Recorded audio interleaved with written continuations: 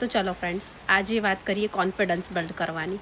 કારણ કે કોન્ફિડન્સ કોઈ એક દિવસમાં નથી આવતો, પણ એને બનાવવો પડે છે. પહેલાં મને લાગતું હતું કોન્ફિડન્સ આવશે પછી સ્ટાર્ટ કરીશ, પણ સાચું તો એ છે સ્ટાર્ટ કરો પછી કોન્ફિડન્સ આવશે. કોન્ફિડન્સ કોઈ મોટિવેશનથી નથી આવતું. કોન્ફિડન્સ એક્શનથી આવે છે. જ્યારે તમે પહેલું સ્ટેપ લો છો ત્યારે ડર લાગે, બીજું સ્ટેપ લો ત્યારે થોડું ઇઝી લાગે, અને જો તમે રોકાતા નથી ત્યારે તમારો કોન્ફિડન્સ ધીમે ધીમે સ્ટ્રોંગ થતો જાય છે.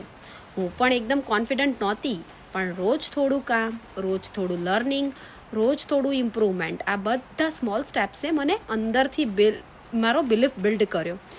યાદ રાખજો, કોન્ફિડન્સ પરફેક્ટ બનવાથી નથી આવતો, કોન્ફિડન્સ ટ્રાય કરતાં આવતો હોય છે. સો આજે પરફેક્ટ બનવાનો ટ્રાય નહીં, પણ એક સ્મોલ સ્ટેપ લો, કારણ કે સ્મોલ એક્શન એટલે સ્મોલ વિન એટલે બિગ બિલીફ, અને બિગ બિલીફ એટલે life change. So thank you friends. જય શ્રી કૃષ્ણ.